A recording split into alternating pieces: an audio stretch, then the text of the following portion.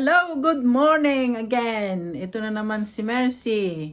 Ngayon po ay maglilinis tayo ng runner beans doon sa ating tabihang bakod. Yung mister ko ay naglilinis na nung pagtataniman ng mga bulbs. Siguro by Friday tatanim na namin doon kasi medyo basa pa yung lupa eh. Medyo maputik. So, kailangan medyo dry bago natin itanim yung mga bulbs. Papakita po natin sa inyo yan. Okay? Ito yung runner beans na ating tatanggalin. Kasi wala na siyang bunga. At, bale, tuyo na. Oh, natutuyo na sila. At ito rin, gladiola. Tatabasin na rin natin. At yan ay next year tutubo uli.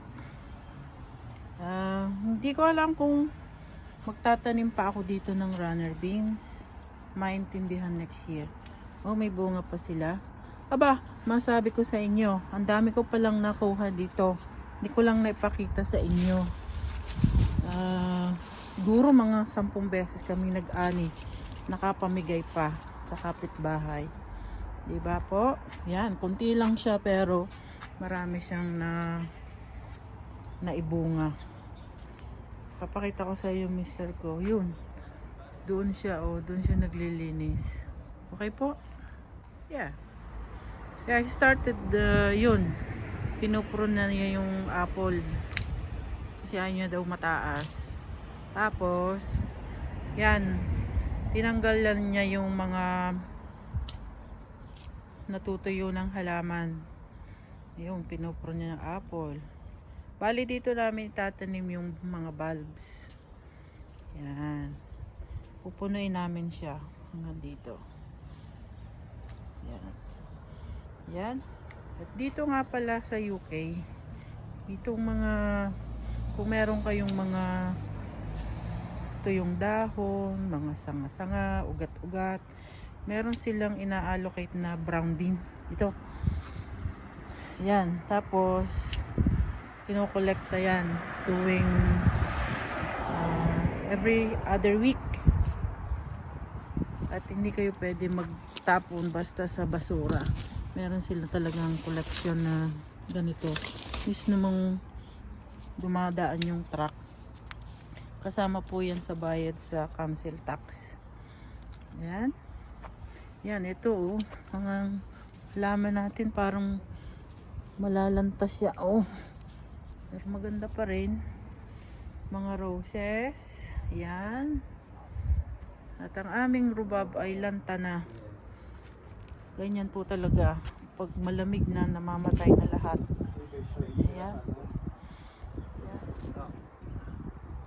At itong pati yan, mga dahlia na yan. Lahat yan. Yeah. O cut it. Do you need it next year? They can be left, but we can always pull them out if we don't want them. Yeah, okay. At ito naman tong mga isda, oh. How about the leeks? I'll pull them out Yeah.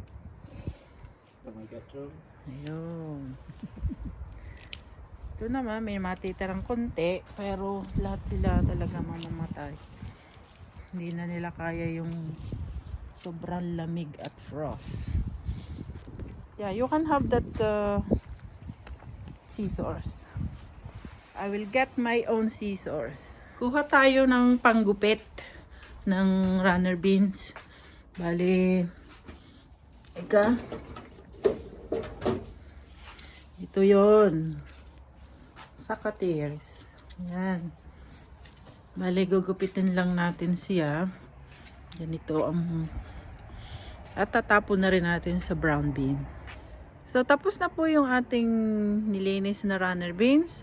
Papakita ko sa inyo. Yan. Bale, yun yung pinagtanggalan ko ng runner beans.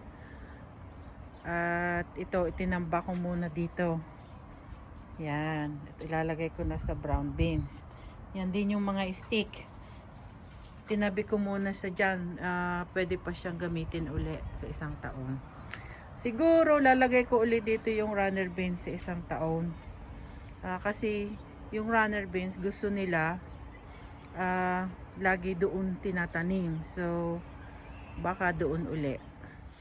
Tingnan naman natin itong nilinis ng mister ko na pagtataniman ng bulbs. Yan ang hitsura niya. Yan. Malinis na.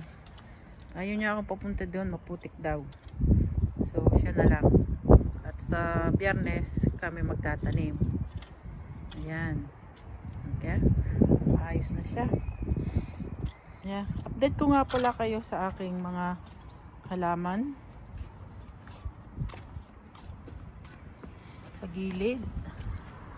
Ayun. Medyo may bulaklak pa siya.